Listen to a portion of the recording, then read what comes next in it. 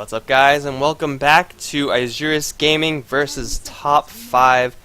This is going to be from the Join Dota League Season 3 Division 1 of the American regions. And as it stands right now, Isurus Gaming currently holding a 1-game lead over Top 5 in this best of 2. I am Mike Loris. I'm going to be your only caster for this final game.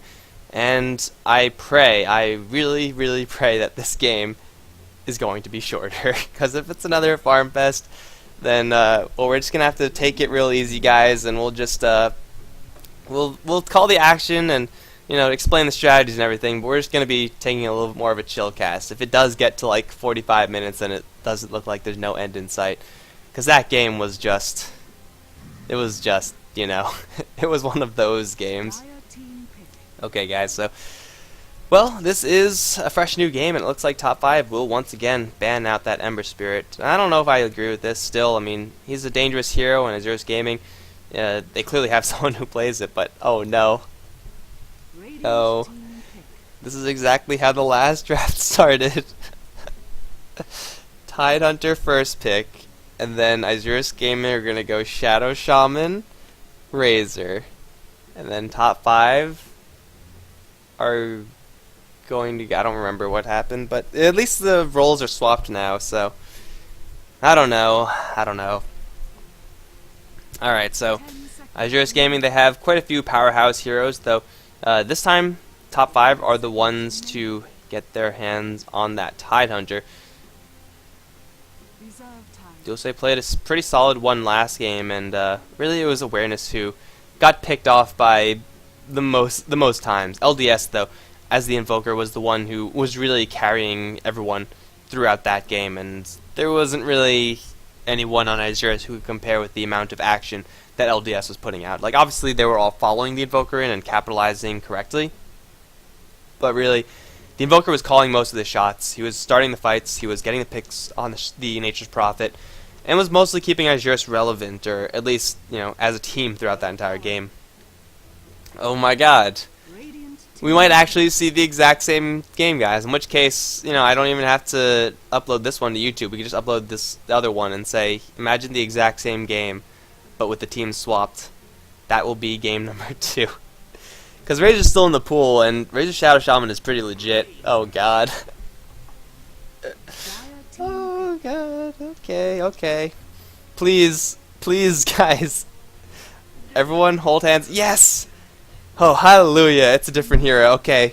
And it's a hero that, although can work in a super late game scenario, really excels when the game is shorter. So Top 5, they have a game plan. They don't second pick up the Skywrath Mage. That was the hero who Isurus picked up second. They go instead for the Death Prophet. So they'll have a solid laner, and also they will have someone who is capable of pushing down towers super early. Isurus, they do have the Razor and Shadow Shaman, so they themselves can be pushing towers early on if they really want to, but it's going to be a lot easier for Top 5 to get away with it, because not only do they have the ability to push down the towers, but they also have the Ravage. So if they do get jumped upon, then the Tidehunter will always be there and hopefully have the Ravage in time to bail the Death Prophet out. And the bans, secondary phase, well, Sanking is being banned out from Isurus. Gotta get that one away from Awareness, right? Hi-oh! Rubik as well as Batrider being kicked out, so Top 5, well, just with these two bans, it seems like they might be preparing for a large team fight comp, get an Enigma or something like that, and it could work pretty decently, because Rubik is a hero that you really don't want to be playing up against. That matchup against Enigma, Rubik versus Enigma, is really good for Rubik, and Batrider with that initiation is going to mean that Top 5 are going to have to struggle whenever they want to go for a push, and it looks like Isurus, they're going to just kick out the Skywrath and then pick Enigma for themselves. I love it. The pseudo ban coming out from Isurus Gaming. And now Top 5, I'm pretty sure they wanted it, but instead they're going to go for a silencer. They're completely okay with that Enigma, because now it's going to be a game of chicken. Whoever pops their ultimate first is, once the Enigma gets a BKB, it's a game of chicken. But the Global Silence trumps the Black Hole, it trumps the Shadow Shaman. Aside from that, Isurus Gaming not super reliant on their skills, but Top 5 just making their picks in order to have just complete control over these team fights.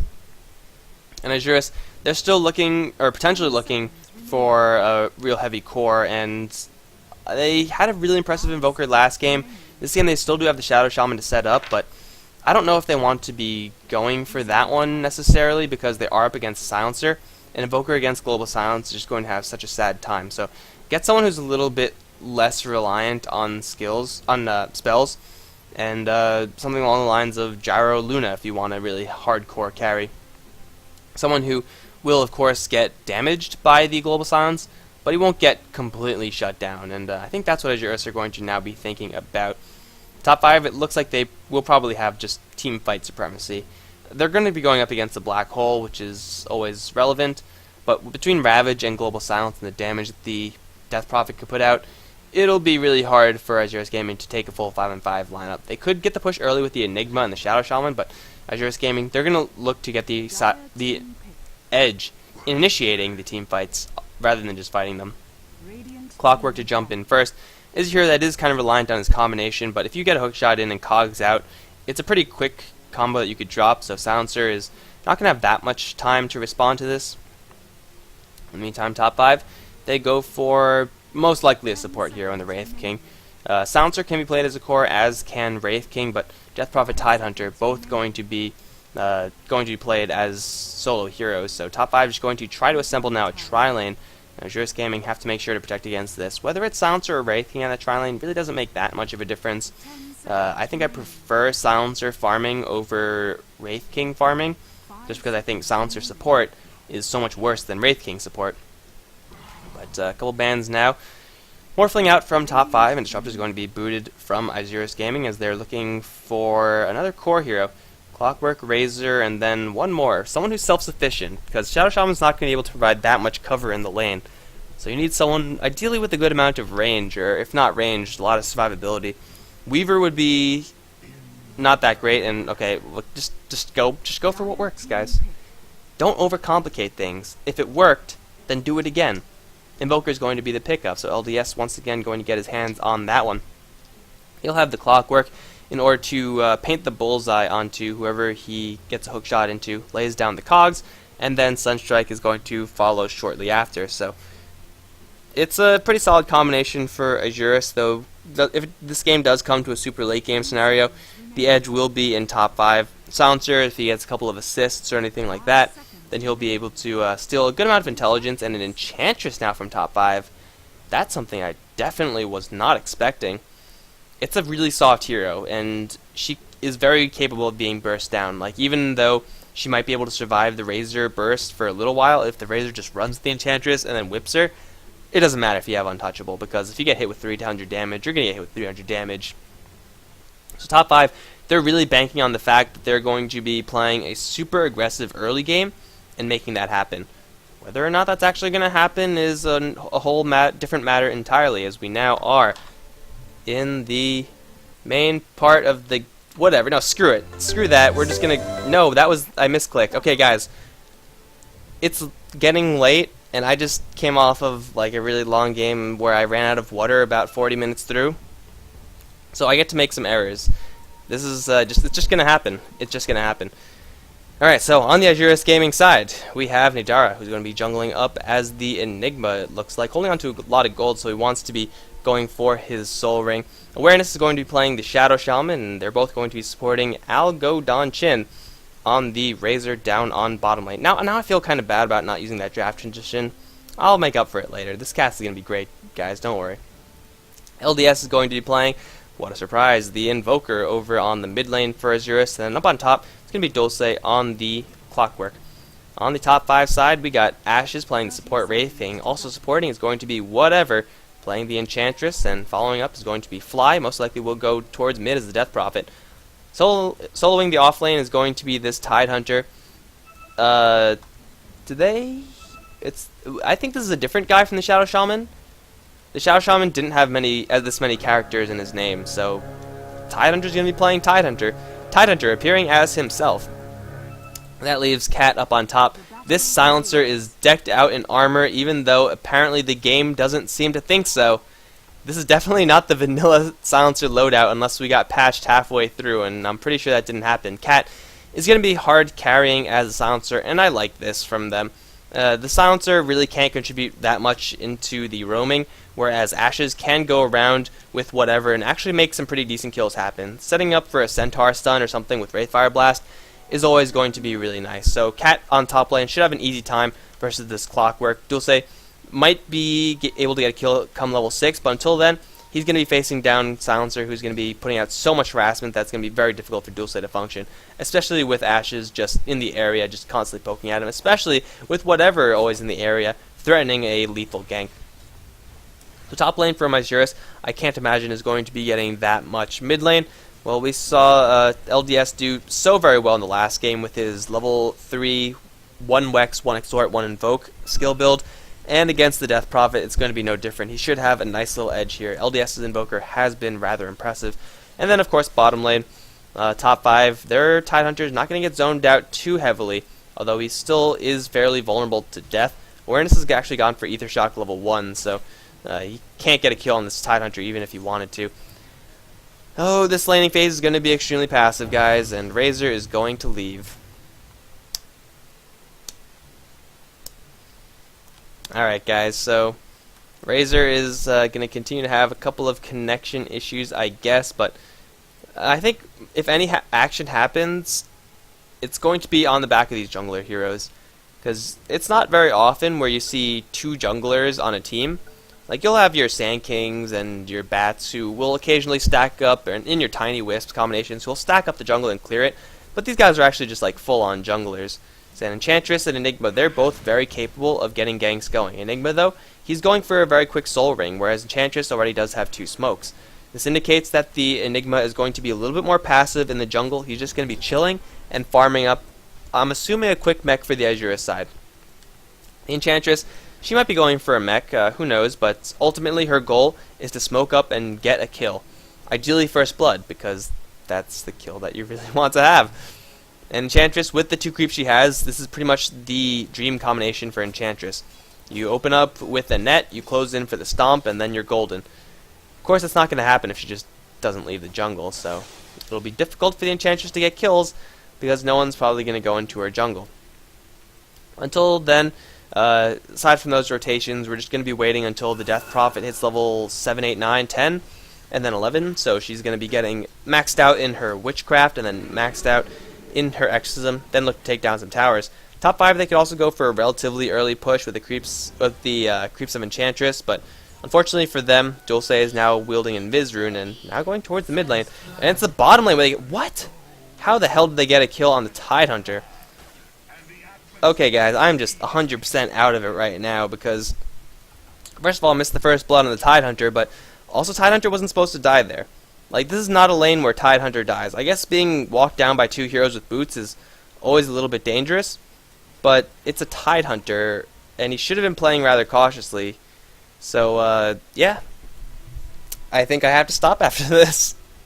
I think I do. Dulce is going to use the rest of his Invis Rune to try to catch Fly within a Battery Assault Cog. If he does manage to catch just the Death Prophet, that could be huge, and he will go for it. There's the Cogs, there's the Battery Assault. Sunstrike is going to be painted, plus an early Meteor for that extra damage. LDS with the Alacrity on himself already is going to be a very clean kill on the Death Prophet. Isurus, much like last game, are off to a very decent start. Their roaming Clockwork is going to pay off as he does hit his level 4 mark.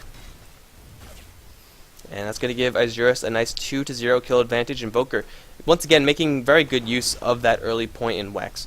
If he didn't have that, I don't know if he would have gotten the kill. It would have been 1 point in Quas.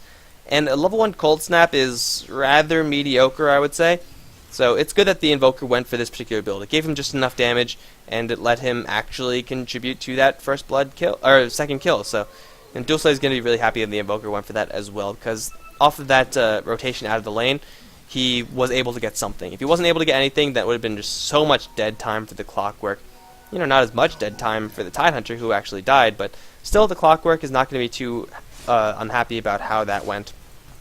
Now he's going to get about a wave and a half, or half a wave of creeps up on top lane. So Dulce is going to be leveling up pretty comfortably up here. He's just looking for his level 6 mark. Once he gets that, he'll be able to jump on the likes of the Silencer, the Enchantress, but even though this lane is pushing, the Clockwork is going to be forced back for now. Ash is going to throw a Wraithfire Blast, and Not going to follow up onto anything, but the Clockwork being sufficiently zoned out, and with 2 of the more tanky creeps on their end with the Toughness Aura, I believe. Yes, Toughness Aura. I am great at naming auras. I don't know what this one's called. Unholy, okay. They will get a lot of durability and eventually bring down the tier 1 tower. Kind of what you would expect from an Enchantress play. If you're not pushing towers early as Enchantress, you better be farming for the long haul for a Midas into an Aghanim's, because otherwise you probably should not have picked the Enchantress to begin with. But playing correctly for now, the Enchantress is going to just try to reload on the creeps, and realistically they can go for more. However, Silencer doesn't really want to be pushing that aggressively. If he gets outnumbered and dies quickly, then you can be very easily punished if you are on the side of top 5 by pushing just a little bit too aggressively, a little bit too soon. They will have a little bit of a stronger push down the line where Death Prophet is going to be holding onto that Exorcism, so they'll be able to force tower fights, and Isurus, they'll have a couple more tools to defend against this, namely the hook shot from the Clockwork. He'll be able to catch the Death Prophet before she gets to the tower, before Exorcism is even committed, and that's the dream fight for them. But in the meantime, Ashes as well as the Enchantress, whatever is going to look for a kill onto LDS. LDS seems to smell something coming though. He's poking his head up here and there, but oh, it's going to be close. There's only a Hellbear Smasher though, so they don't even have a good Enchantress creep. Even if they do land the stun, I don't think they get this kill. Now the Deafening Blast, Meteor, Cold Snap on Ashes. He's taking a lot of damage. They're going to pop the Exorcism for this though, and LDS will go down in the end. Ashes just barely surviving as Death Prophet does collect that kill. Really close. That was a 700 damage combo, and the Rocket Flare. Whew, that would have been lethal. No, 80. Yes, that would have been lethal. So that was close in the Sand King, getting bottle charged by his buddy, but now Cat in a little bit of trouble. Facing that Tranquil Boots, he's slower than this Clockwork. Will get the Battery Assault off, and now Cat, though silenced, so the Clockwork can't get the cogs off. So Cat going to buy himself a little bit more time, but now the Battery Assault with the cogs is now available. The Wraith King's also going to go down in the mid lane as Cat goes down up top. Slowly.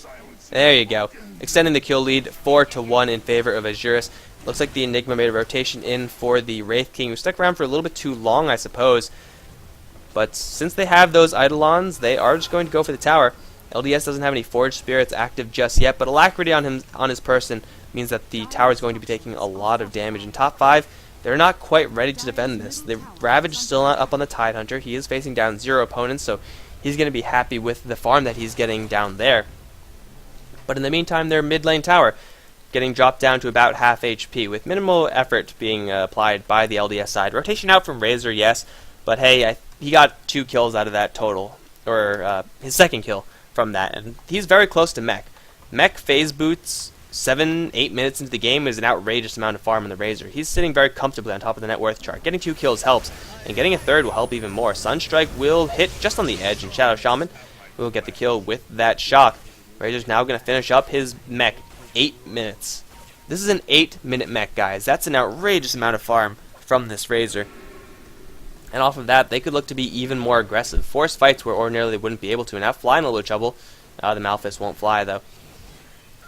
But this mech from the Razor means that he could either farm and get a nice, comfortable lead in the gold, or he could fight and try to force it. And I think fighting is probably the way to go. Halfway because I actually do think it's the better way to go, and halfway because I would just like to see them fight in this game sooner because I'm dead tired from that last game. But really, having a mech this early is such a huge advantage, and if you're not taking advantage, and if you're not actually taking advantage of it, you're making a huge mistake. Dulce, does he have a hook shot? He does in theory, and now he does in reality. He has a soul ring as well, so probably going to wait about 10 seconds before they actually commit to this. But if Clockwork catches anyone with enough mana to Battery Assault, they'll probably get that kill. Ash is going to move forward, going to get a stun onto Nidara. They have a Centaur closing in. Sunstrike will land onto Fly, bringing him down fairly low, but they will get the kill onto Nidara in the end. Clockwork completely rotated out of there, so top 5 do get a free kill on the Enigma, sticking around for just a little bit too long. As Clockwork does move up to the top lane, use the Soul Ring, but will lose all of that mana, unfortunately. Looking for a kill onto Cat. If he did catch him, it would have been a kill, but unfortunately, it just wasn't meant to be. Rotation in from the Razor, he does go towards the mid lane, has the mech, has the phase boost. He's going to start with draining damage from Ashes. There's a lot of damage going the way Razor, and Dulce is going to cut his retreat off. Ashes is going to be the death here, as Algodonchin going to get a killing spree as he teleports into the mid lane. Doesn't have enough mana for a mech. I mean, that's kind of the disadvantage of getting it that early. You don't have the int to work with it, and you don't have friends with arcane boots, but Clockwork going to catch someone. It's going to be the Enchantress, painting a target for the Sunstrike. Easy kill for the Invoker as top 5's Fly. He's now going to try to chase down this Clockwork, who's going to fight to the death. Bold move from him, but Fly going to get hit with the Malphus and the Cold Snap. He's not going anywhere anytime soon. It's a 4th kill for the Razor, still with no mana to mech up, but kill after kill after kill on top 5. They're just not ready to handle this push just yet. They're going to have to sack this tier 1 tower. Teleportation coming in, yeah, you better cancel it. Meantime, bottom lane, Awareness has been kind of playing his own game. He's been kind of doing that as the Sand King last game as well. He's going to take down a tower, or he should be able to bring it down. At least it'll drop very low. The Serpent Wards are dwindling, and yeah, they'll get the tower. No deny either. It's not Awareness for the last hit, but it's the team with the gold. And that's going to be really nice for them, as Razor does find himself a haste rune. Isurus, they're applying so much pressure right now, taking advantage of the fact that they are so in such a great position right now. And now Ashes, once again, is going to start off with losing all of his damage. Malphus as well. He's going to drop first, and that's only his reincarnation, though. Algodonchin, low on mana. He's got to watch out for this Ravage, though he does have a haste rune. He will book it out of there. Ravage will hit if he does throw it, but it's not going to be thrown at all.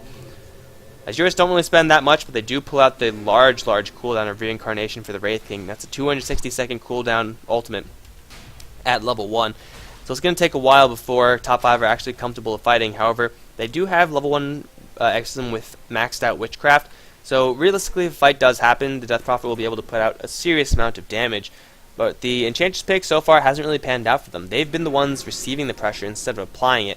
And as an Enchantress, that's pretty much the worst case scenario, because if you don't have your creeps, if you don't have any farm, you're a very soft hero, and you can't contribute that much. But finding any creep that... there are no creeps here. Random frickin' hill troll. Nadara is going to be chased down by this Enchantress. In the meantime, bottom lane, this Razor has a full tank of mana, and he wants to rumble. He's going to go on to whoever he could find. Unfortunately, he's not going to find anyone.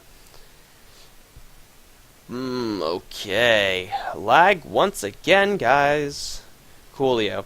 Well, Clockwork is up on top with Awareness. 5 seconds off until their Serpent Wards are available, so they're going to go for a top lane push. But, of course, it's going to be paused.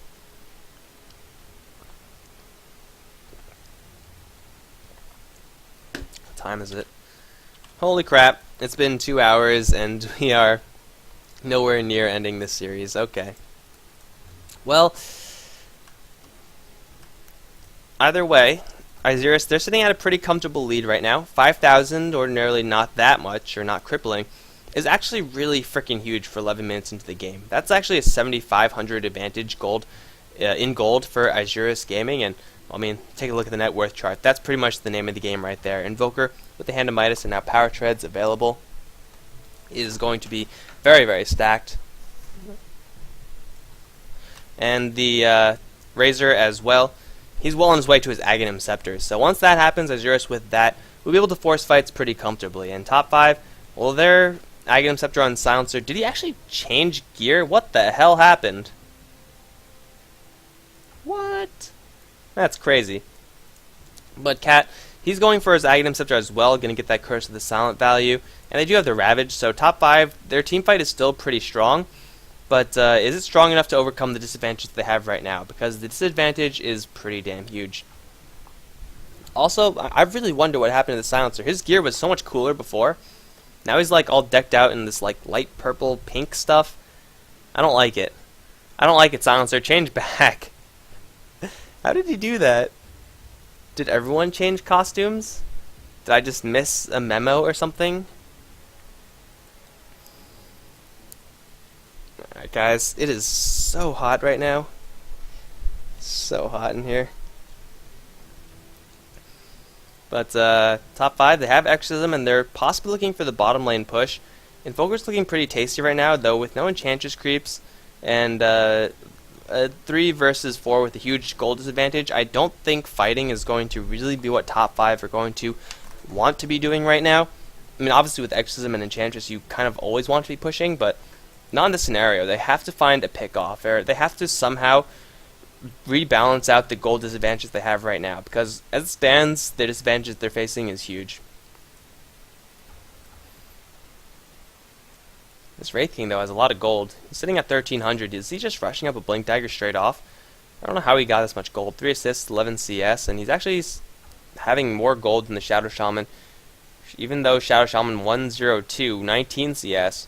I guess it's just all these wards that he's been buying up, and, well, no wards or anything like that coming out from the top 5 side, or no wards recently.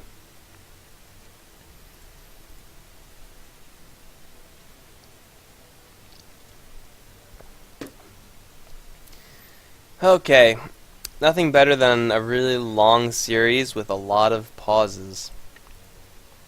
Enigma has 2200 gold of his own. He doesn't have to go for a mech because the Razor already has one. Could be a Blink Dagger, probably not going to be a Pipe. Most likely going to be a BKB, I want to say, so we could guarantee a Black Hole off. But either way, Enigma is pretty damn loaded at this juncture. A Blink Dagger would certainly be nice eventually, but getting it this early, I don't know if that's really what he wants to be doing. He could just grab it and be fine, although it looks like he spent money on... What is it? Is this Nidera? Yeah, that's Tranquil Boots for him. So just going to upgrade his boots. It's not really too expensive, it's not a big deal. And with this gold transfusion up on top lane, it's going to be even a lesser deal. They will take the tower down with Serpent Wards. Number 2 Serpent Wards being used to claim a tower. Now Fly looking to make that an even trade, but here comes Malphite from the side. Awareness is going to get in there with the Hex and a Shock. Global Silence is going to slow them all down, though. No Black Hole available just yet, though. It will catch Fly if he does throw it. Shackle from long range, and they just don't have anything. Hook shot from the side. It's not being thrown. Awareness is being left for dead right now. Clock leaving his buddy to die.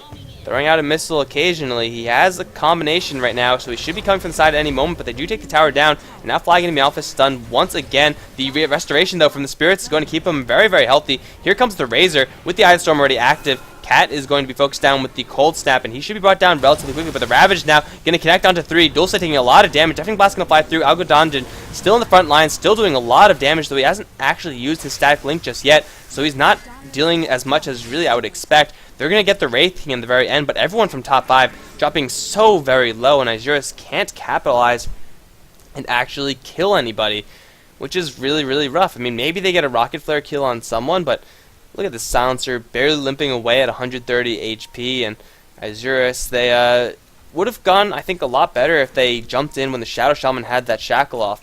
That would have been a free hook shot for Clockwork, but in the end, he just held it and then missed it. So, you know, it was probably not a good idea to do that because you just wasted your ultimate. Also, Isurus don't use the Black Hole, so it was a little bit of a struggle for them. But in the end, it wasn't too terrible for either side, as it was a 1-for-1 trade, though it's got to be top 5 feeling pretty lucky about that exchange. I mean, they dropped so very low, so many of them did, so the fact that they got out alive at all is something to be proud of, or something to be happy about. They're going to clear off a pretty sizable Ancient stack. This is 1, 2, 3, 4, 5 Ancients, 6 Ancients, holy crap. And then Tidehunter's going to Anchor Smash them all down. Ice Frog, this seems balanced to me. Dulce is up on the high ground, will hookshot into 3, push them all into the Ancients. He's relying mostly on the Ancients to do the damage here, and Ashe is taking quite a hefty amount of damage from this. He's going to get Sunstruck. Oh, dodging the Sunstrike, just barely. But here comes Algodonjin. Dulce doing very well to prevent top 5 team from easily clearing this Ancient stack, and now he's going to start stealing damage from whatever. I don't really know what the plan is here, if he's just going to go for it. Are you just going to die the tower, Algodonjin? That's mighty bold of him. In the meantime, top lane, Fly hexed up, and he's trying to defend this tower, though he will get Malphite. Nidara has a Black Hole, but no real setup here as the X-Men does fly out. Suddenly the Black Hole looking like a very bad idea. The Serpent Ward's still pecking away at the tower, but they will just serve to drop it below deny range. The top 5 should be able to secure that with no Siege Catapult or anything like that to get the last hit. Fortunately for Isurus, they don't lose any of their heroes, and actually they're going to try to jack the Ancients. This is not a good idea, guys. You have no clearing here. Maybe like one Lizard and a Dragon. But, yeah, you're tanky, guys, but you're not that tanky. Whatever's going to jump right in and force everyone back, but that might be a little bit overconfident for him, because now the Battery Assault's going to land squarely onto this Enchantress with the Static Link draining the damage. Whatever looks to be going down here, Cat, you're going to throw out a couple spells, but it's not going to be enough. He's going to drain the rest of the mana out from the Razor. Dulce will dispel that last word, and he should be just fine. They're going to walk with the Enchantress kill, and now top 5 right back into the Ancient camp. Isurus definitely know about this, though. Level 2, actually level 3 Anchor Smash. Going to make this a little bit quicker as Algodonjin will jump right back in once again for the Plasma Field, and you'll take down a couple Dragons. Ravage is available with the Global Silencer. Going to catch onto 2. Awareness going to be focused down immediately. Dulce running up to the north. They're going to be fighting without their Enigma, without their Invoker. Cogs are up, and the Clockwork trying to escape. Ashe is now without any mana, but Razor is all alone. Where's the Invoker? Where's the Enigma? Are they seriously doing that with only 2 players? There's the Black Hole potential. Gonna catch onto 3. Sunstrike, though, instantly gonna be canceled by Fly with the long-range silence. Zeus in the back end. Going to do a little bit of damage, but definitely not enough. Razor is gonna drop. His cogs once again are deployed from Dulce. I think he's gonna go down here. Hasn't earned charge, so it's not gonna be enough. Isurus, they're trying so desperately to kill off top 5 as they clear off this ancient stack, even buying back with the clockwork.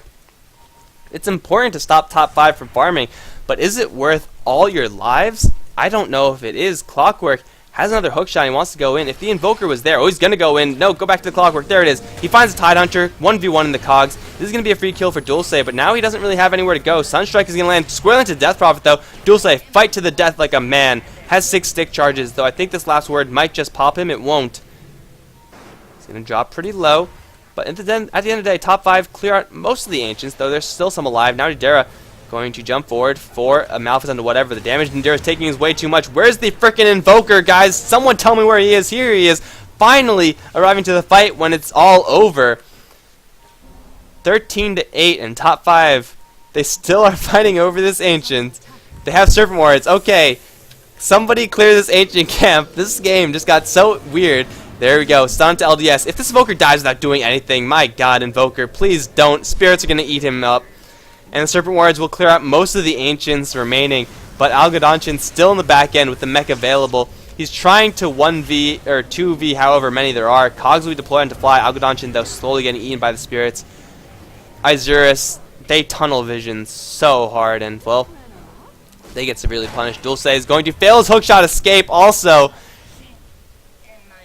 Guys, they just tried so hard to jack these Ancients with no heroes that are capable of killing Ancients. If they themselves had a Tidehunter, or if they had Flat Cannon, or Luna, or something, I would say, yeah, Isurus, go try and do that. But they just threw away their entire lead.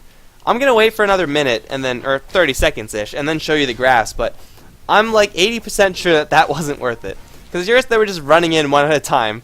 Like the Power Rangers, like they were fighting the Power Rangers, not the team, the television show, and they just kept on getting cleaned up. Invoker, the first time he was actually there, he didn't do anything. He had to force stab and just book it, and he just died.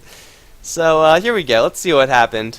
Well, it's actually not bad. Isurus still with a nice gold lead, although the experience from top 5 is going to be pretty comfortable there, and Isurus is going to blink forward, looking for a stun into whatever.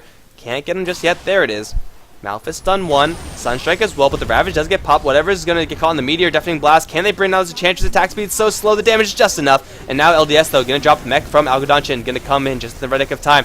The Midnight Pulse is down, the Razor in the front lines, whipping down everyone he could find. Silencer does kill off the Invoker. That must have been a last word on him. But ultimately, it's a 1-for-1 trade. Where is the hookshot? Are Isurus ever going to fight with 5 heroes? I don't know. There's another Plasma Field as Nidra is going to burn up on the high ground. Top 5, they're clawing their way back in, and by that I mean Isurus are just throwing this game so very hard. Kiilstofte on the Clockwork, his awareness does get the Hex onto Ashes, slowing him down for a little bit, but they're just going to keep chasing this one out. Dulce is going to get some protection from the wards, but it's not nearly enough. He's not that tanky. He's going to go down shortly, and awareness can be eaten up as well. These is wasted wards, and Fly still chasing down Algodonchin. Has a Kiilstofte shortly enough, another Crypt Swarm, but the Spirits are lagging a little bit behind him. So unfortunately, I think this Razor is going to slip away from the Death Prophet. But Isurus had such a huge lead. Oh wait, no, here comes the Deafening Blast Meteor, which will land squarely onto Fly. Won't kill him off just yet. Burn damage might be enough. Cold Snap, not going to do it. Top 5 is going to get almost a full heal off of the Spirit returning, though.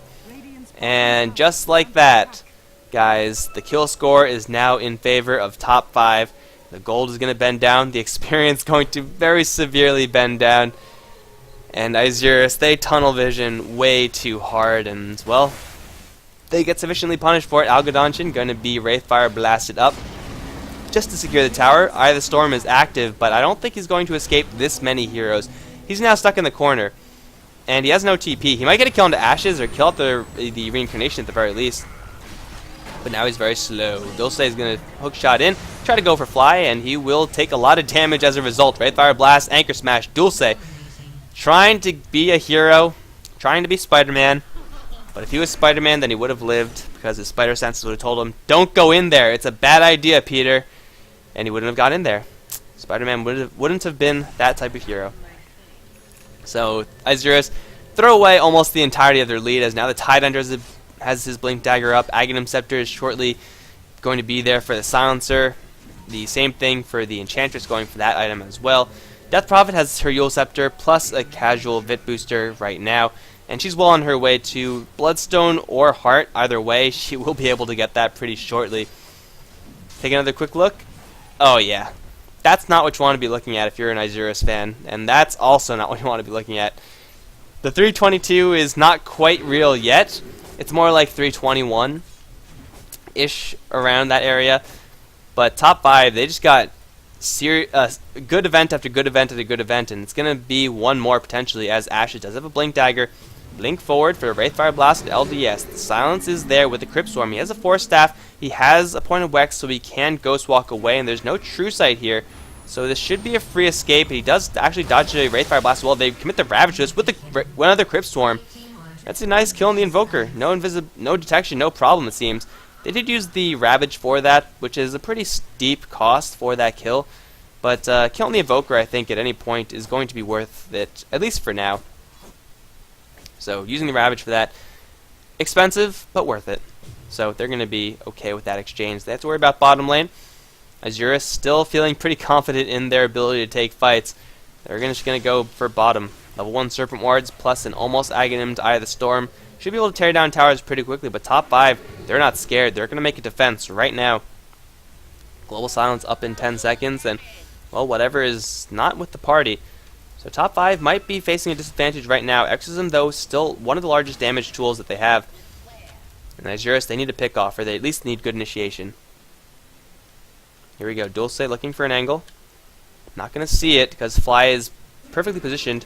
There's a Crypt Swarm can hit that anyone, but there's Jump Forward for awareness. Get the Hex onto Fly. There's no Ravage to back her up. There's a Global Silence, however, and they have to book it now. The Global Silence with the Aghanim Scepter is absolutely tearing through Isurus, and they just can't fight anymore. They have to be on full on retreat. Wraith King gonna Force Staff himself forward. Has another Blink Dagger shortly enough. They think everyone went into the trees. You're not gonna find anyone. Spoiler alert. They all blink in. Guys, there's no one in there. Come on. But they get a kill on the Shadow Shaman. They defend, and they use the Global Silence in order to do so, but the way they layer their ultimates is that by the time they need it, Ravage is going to be up. Exorcism will be down, but they could still fight off of Ravage, and I think they're even going to keep going for this one. Blink out from Nidera, very quick on the fingers there. Will dodge a stun from Ashes, but Wraith King has been so active in this game, setting up fights left and right with that early Blink Dagger, and now with the Force Staff as well. He's going to be relentless in his chasing. Usually it would have been a Blade Mail or a Maelstrom or something like that to kind of transition into more of a damaging role. Maybe even a Heaven's Halberd, although I don't know about this game. Heaven's Halberd on Razor's not bad. Wraith King going full on mobility status, and it'll help him, it'll help his team, whatever, as well as Cat can get caught by Dulce. Sunstrike can be split by 2, and Dulce taking way more damage than he's actually dealing with the Wraithfire Blast there. That was him biting off way more than he could chew. That's going to give Cat a total of 16 stolen intelligence right now, and bottom lane awareness looking pretty tasty. Teleport out from Nidera is going to survive for now, but awareness is spotted out. He's going to be blunked upon by everyone and their moms. He doesn't have a Blink Dagger available, and once this top 5 Tidehunter comes back, he's going to get Gush. There it is. Gush and a big crit from Ashes to decapitate that Shadow Shaman. The 322 is real, guys. The 322 is real. As Isurus pretty much have completely thrown away their advantage in this game. The Goldern still kind of in their favor, but experience now firmly in control of the top 5 team. And they have not only that experience and soon-to-be gold lead, they also have momentum. Like, they're getting some really huge items, and Isurus, they're on tilt. You could tell. They're making some really weird decisions. They're constantly getting picked off. And if it does come to a team fight, again, top 5 have a really strong one with the Aghanim's upgrade for the Silencer. His ultimate is going to be doing so much damage, especially if they could capitalize on that by jumping in with a Ravage and the Exorcism as well. With initiation from the Wraith King, or even just counter initiation, if the Silencer smells a fight brewing, then popping that ultimate is a giant roadblock for Isurus to beat through. And until they have BKBs, they just can't do it. And so far, it seems like there are no BKBs being built. One BKB being built on Enigma, so he will be able to get the Black Hole off in theory, but it depends on the timing of the Silencer. And Silencer, he has the Aghanims completed, has another item, I think? No. I don't know why he's so poor. What happened? Maybe he just got Power Treads? Did I just miss that? He might have just gotten Power Treads, that's fine. But now, Fly is in the Roshan pit. He has a very early Heart of Trask, 25 minutes in, and they're going to shred Roshan with the Ghosts. Ashes is going to take a little bit of damage, but he will regenerate quickly enough, and now with whatever tanking with maxed out Untouchable, Roshan is going to be attacking so slowly. The Dire is going to kill off the Roshan and then grab the Aegis for the Enchantress of all people. Interesting. I would have given it to the Silencer, personally, but I guess they figure they don't have any detection or whatever, so they can't really wait around for someone in case they were going to be jumped by an Invis rune, because, well, they didn't have vision of the top rune, so maybe that's just a safety precaution. Alright, so now top 5 with the Aegis advantage. They don't have Exorcism, so that's a large damage source that they don't have, but Death Prophet is just so damn tanky right now that Isurus are going to have to focus so much of their attention on killing off this Death Prophet, and by that, it's going to be the rest of top 5 just wailing at them. So there's no sense to push this when the Death Prophet doesn't have her ultimate. You can just wait another minute and then go then. But 27 minutes in, and top 5, they were looking behind in the start of this game, but now they're looking pretty good. Silencer's level 14, soon to be level 3 Global Silence. Adding another second onto that as they are looking for kills in their own jungle. Not going to find anyone just yet. The Enchantress pick kind of awkward in the way that this game has panned out, but overall, just Static Ash is doing so much work as the Wraith King, plus Cat stealing a good amount of intelligence at this stage of the game is hitting pretty damn hard. And they have a blink on the Tidehunter. As I mentioned that heart before, Enchantress needs just one more part of the Aghanims after this 1,000 gold part is purchased. And is it really going to be split pushing for them? I think split pushing is the best way for top 5 to lose this game, because they have such strong team fight. Voluntarily separating your heroes is not a good idea. There's level 3 Exorcism, and I think everyone from top 5 has got to just go to the mid lane. Yes, it's going to be that. They have to worry about split push from the Shadow Shaman, perhaps, but that's not really a big issue right now because they have the Exorcism out, and they're just pretty fearless about it. Goodbye, tower. Minimal defense from Isurus, and they could even look for more. The Exorcism was only used for a couple of seconds there, and, well, they don't have a creep wave. They will have a catapult. That's enough, because Fly is more than happy to tank this one with the heart. Once that regeneration kicks in, there's nothing much that they could do to stop them, except for Plasma Field. But still, the rest of the Exorcism getting some serious value, and with those sprites healing up Fly. Tower down to 200 HP off of a very, very easy straight push from top 5. They don't spend anything except for their Exorcism to do that. Now they're going to fall back and wait for another 76 seconds and do the exact same thing again. That fight was, or that push was crucial, not in that it took down a tier 2 tower, but because it showed top 5 that at this stage in the game, they are in firm control. Isurus could not do a damn thing when their tier 3 was taking so much damage, and that's going to be a pretty large sign of hope for top 5 in that if they go for the exact same thing again, the exact same thing is going to happen. So they are going to feel very comfortable with just constantly going in and using the Exorcism to push down whatever they can, because they know that Isurus are, for whatever reason, not going to fight it. Whether they're unwilling or unable, doesn't really matter. What matters is that there is going to be no defense, and top 5 can abuse that fact, because in 30 seconds, Death Prophet, well, she's picked up now Plate Mail for her, so Shiva's Guard to be the item for the Death Prophet, although I wouldn't mind an AC on her either. Shiva's Guard is just more likely to happen for the additional Slow Blast. More damage for the Death Prophet. And then, 14 seconds in, mid lane pushed in. That is unacceptable for top 5, because they are just going to push it right back out. Invoker has been farming up all the while with the Hand of Midas, so he has got his hands on an Aghanim Scepter. But if this Invoker gets silenced, then he's going to be in for a rough time. If he gets caught in a Ravage or anything like that. They have Global Silence, they have the regular Silence, just call it Silence. And top 5, I think it's about time to mobilize in the mid lane. The Tidehunter is going to farm a little bit more for its Refresher Orb, and the rest of the heroes is going to clear out the jungle a little bit. Try to get this Aghanims up on the Enchantress in 150 gold. Really, top 5, they're not in that much of a rush. They could afford to wait for these additional items, especially when they're pretty important, such as the Refresher Orb on either the Silencer or the Tidehunter, though it's going to be a long way off if they wanted to go for that one. Roshan is not even reclaiming his Aegis just yet. I think it's just going to be the Aghanims on the Enchantress and then go for it, so that she could poke from a little bit more of a safe position. Yeah, okay. It is going to be that. Exactly that. All 5 heroes in the mid lane, except for the Wraith King, who is going to be in an awkward position, but luckily for him, will dodge the Invoker. And all 5 heroes from the top 5 side will just go for it. Here's their chance to take Raxes. And this game might be over a lot sooner than the last. Thank you, Lord. Exorcism out. And the creep wave demolished. Siege creep going to get smashed as well. Fortification will slow this down for now, but Death Prophet with that heart is taking next to no damage. Tornado will fly, catch 2 with the Deafening Blast Meteor doing some pretty heavy damage to Death Prophet. And Razor, you don't want to choose now to disconnect. Bad time to disconnect, but it doesn't really matter. Where is the Razor anyway? Razor's would have been like over here, I think, if he was still in the area. So they have to watch out for the black hole with the BKB, but top 5, they have the Global Silence, and Cat is pretty far back. Ravage is still available as well, and the Exorcism is just going to town. So they're going to put the Death Prophet and Ashes in the front lines with Cat all the way back here. Will get jumped upon by Awareness and then hexed up. He needs to get the black hole, the Global Silence off, because the black hole is going to catch 2. There's finally the Global Silence. Fly's Exorcism is still going to work. And in the meantime, Dulce trying to kill off Cat. He will be unsuccessful. He will be successful in doing so, but ultimately it's 2-for-1 trade. Ravage going to be committed as well as Isurus make a decent defense. They lose half their HP on both of their Vaxes. So top 5, they don't get what they came for. They lose the Silencer. They don't have the Ravage, nor do they have the Global Silence. That's going to mean the push is going to be delayed for about as much time as it takes for those spells to cool down. That means 2 minutes, and we're going to see that fight again. But this fight is going to be a little bit stronger because the Tidehunter has his Refresher Orb off of that. He did survive, so he does have the gold for that.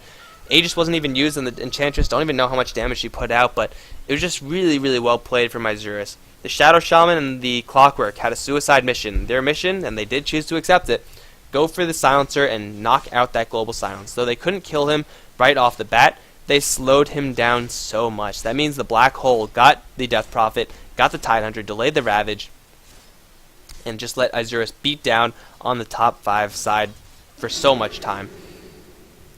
It's going to be really difficult for them to repeat that, especially when they're facing now 2 Ravages from the Tide, as well as potentially in the next push a double Global Silence. So once Silencer gets it off, he could layer that curse and it'll hurt really, really hard.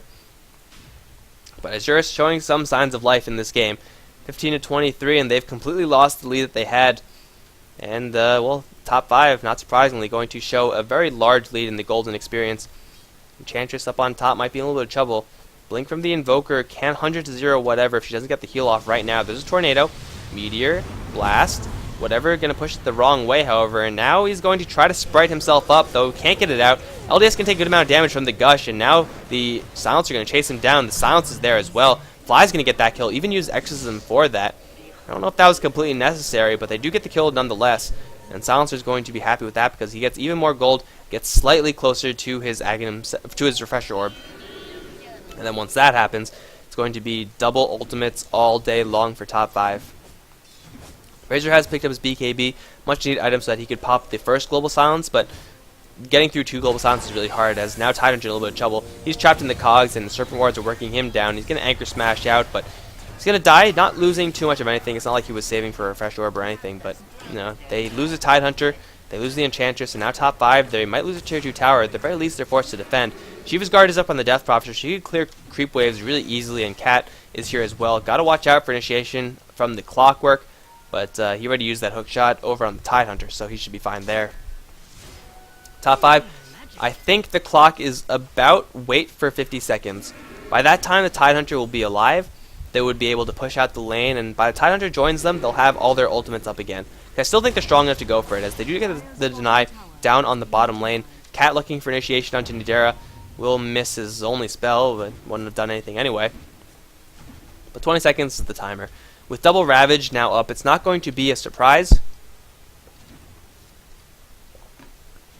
for the Isurus gaming side, but it still will be a really nice boon for the top 5 side, being so hard to play around.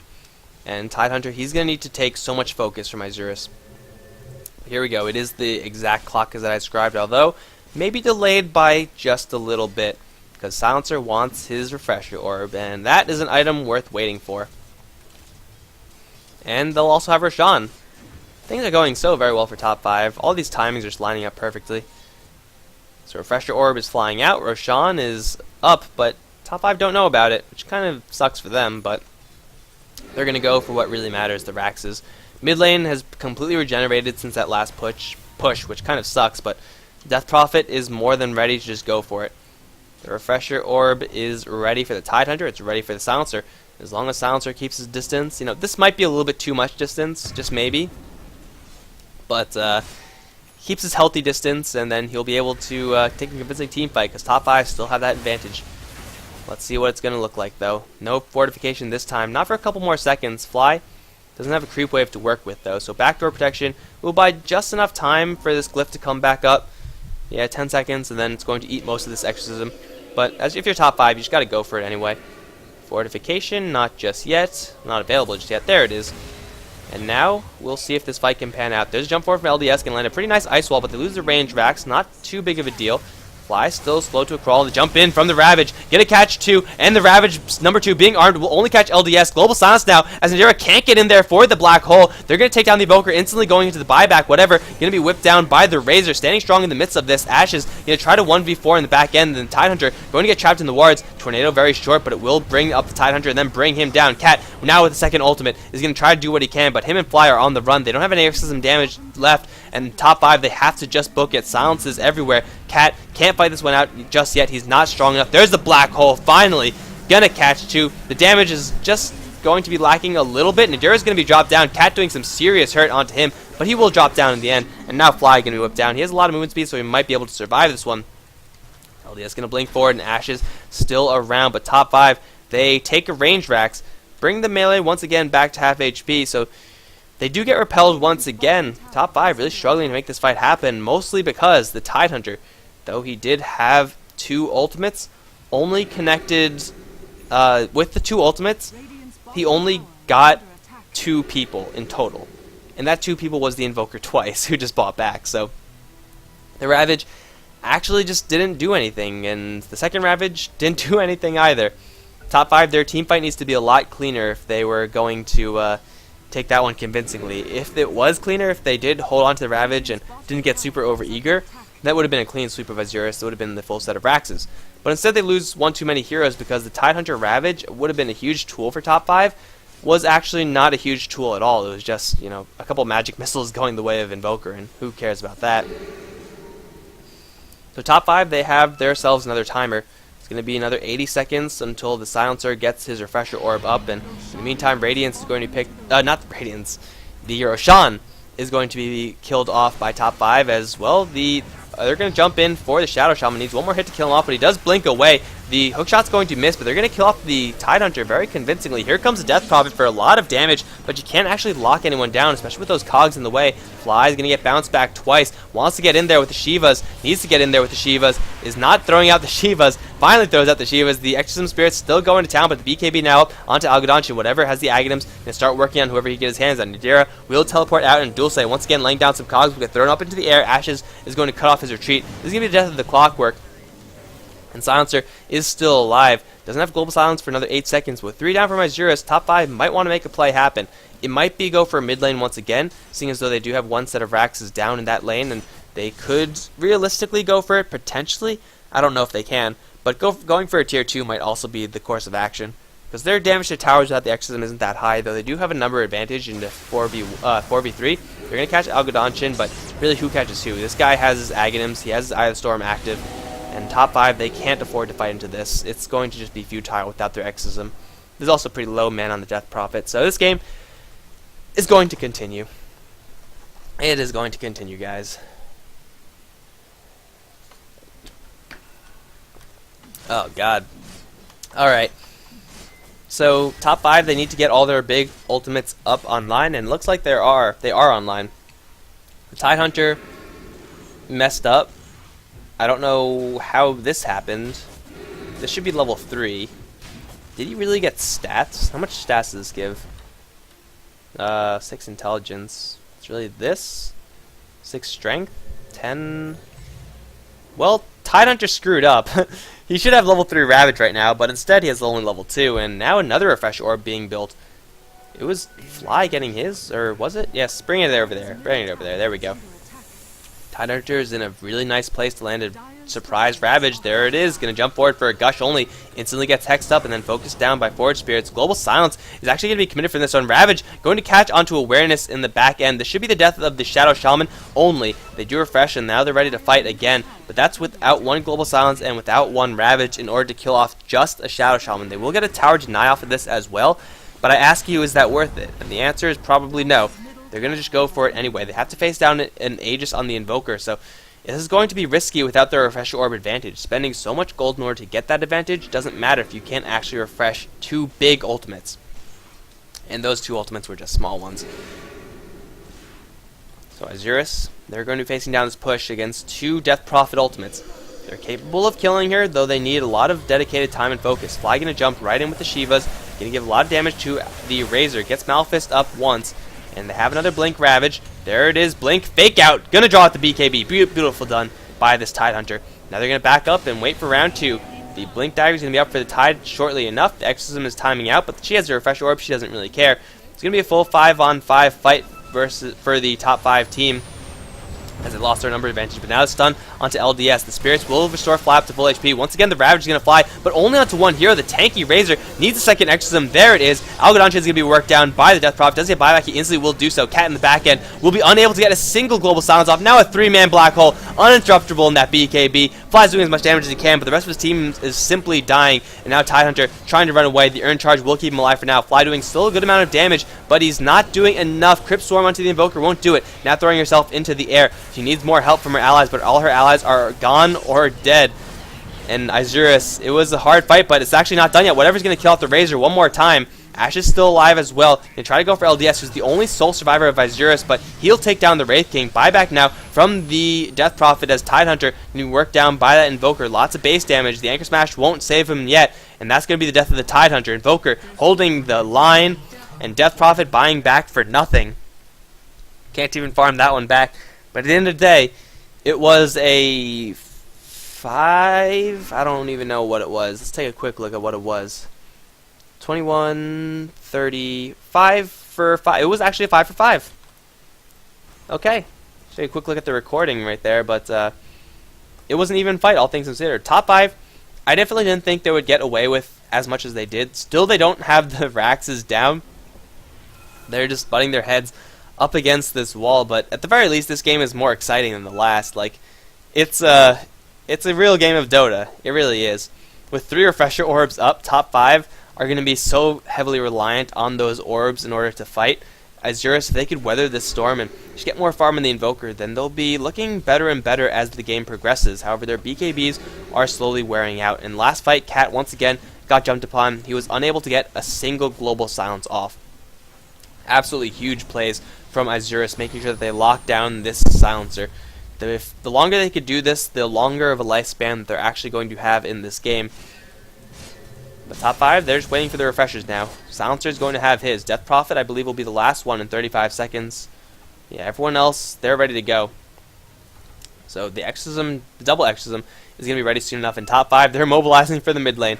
They took down the Aegis as well in that last engagement, so I guess you could say it was a 7 for 5. Or 6 for 5. They also got a buyback, or a couple buybacks out. Invoker didn't use his, but Razor did, so it's a small win for top 5 in that the Razor, if they bring him down again, he will not be coming back. And with double Global Silence still available to them, they're going to go for round 1, 2, 3, 4, 5. Is this round 5? I think this is round 5. I'm going to say it's round 5. Why not? Just go for it, guys. Why not? Mobilize on the mid lane. See if you get a pick off beforehand with the net. Oh, he actually was going to cast that then snare. But unfortunately, Razor's just a little bit too fast. And now Death Prophet once again going to the front lines. Will they ever be able to kill the melee racks? That's a big question, because Fortification now is up, and Isurus, they'll lay a nice ice wall that will delay the creeps for now. But the Raxes will still take a large amount of damage. Algodonchan right in the front lines with the BKB. However, he has no team here, taking a good amount of physical damage, but it's a BKB wasted from the Razor, and the Eye of the Storm is now down. Top 5, they're going to hit with the Tornado. Actually, 3 will get hit with the Tornado. The Death Prophet's like, no, bring me back up into the air. They have Fortification still, and they're going to save it to the final hour. The EMP will hit pretty strongly onto Ashes, but they're not using Fortification. There it is. Fly going to pop a second ultimate now. The Ravage is going to catch 2. Where's the Global Silence? It's still not here yet. The Silencer holding it. Silver Patient, look where he is. He's all the way back in this fight. Double Ravage now. They still have these Global Silences. Are they ever going to use it? They're focusing this Razor. Now there's the Global Silence. And Dara going to buff one out, looking for the Black Hole potential, but he can't find anyone. He can't find a single target. He finds the top 5. Fly, but now the Refresher Orb going to cancel that through the BKB. This might be top 5's time to shine. LDS going to get focused down. Does not have a buyback if he does go down here. They're going to lose 2 instantly. They're going to lose everyone. Invoker's actually going to find enough money. I guess I was selecting the wrong guy. They buy back with 3 heroes. Top 5, they lose all their big ultimates. And now there's jump forward from Nadera. He's going to do a lot of damage. They do bring out the reincarnation of that Wraith King. Dulce going to catch Cat. He has to turn around and just fight this one out. Cat, man up and fight Dulce. They're going to jump forward the Tidehunter into the cogs. They're going to bring down Dulce, it seems. The cog not being enough. And then Silencer going to run away from Forge Spirits. We'll get 4 stats every which way, but the Invoker will chase him down and kill him off. And the Invoker will be able to kill off the Tidehunter as well with the Meteor being dropped right on that fish. Deep frying him, although not completely. He's not turning red yet, as now Wraith Fire Blast going to go the way of Invoker. Has no buyback this time, and the Tidehunter, with his mobility, with his durability, is going to survive. Only Shadow Shaman is going to be withstanding this onslaught now. The Wraith King surviving for so long. Fly still with that heart regeneration up to full HP. And top 5, they're just going to go for it. They can't slide to a side lane and get a set of Raxes. They're going to get a tier 4 tower at the very least. They might even get 2. Again, their tower pushing isn't that strong without the Exorcism up, so they probably can't get 2, but they get a tier 4 tower, and they finally get the completed set of Raxes. And top 5, they finally get the team fight that they've been trying for like 4 times so far. They're going to walk away from this fight so much richer. Death Prophet has 6,800 gold. It could be a straight up sheep stick purchased for her if she does want to go for that. Let's see it. Oh, nothing just yet. But Ashes, he's been surviving a long time in these fights as well. This is a quote-unquote support Wraith King, but he has about carry amounts of items right now. He has that Mjolnir finished up, so he's going to be more than happy to wade into the enemy team and just deliver hell. And the Tidehunter, the other survivor, sitting at 2,300 gold himself. Don't really know what he wants to be going for. Blink Dagger, Refresh Orb is pretty much maxed out Tidehunter. But maybe an Aura, maybe a Vlad's for the team would be a pretty nice pickup. Or maybe even Assault Cuirass. Lower the armor would be certainly very useful for everyone on the... Oh, no, it's Assault Cuirass for the Death Prophet. Never mind. So no Assault Cuirass, no Shiva's Guard.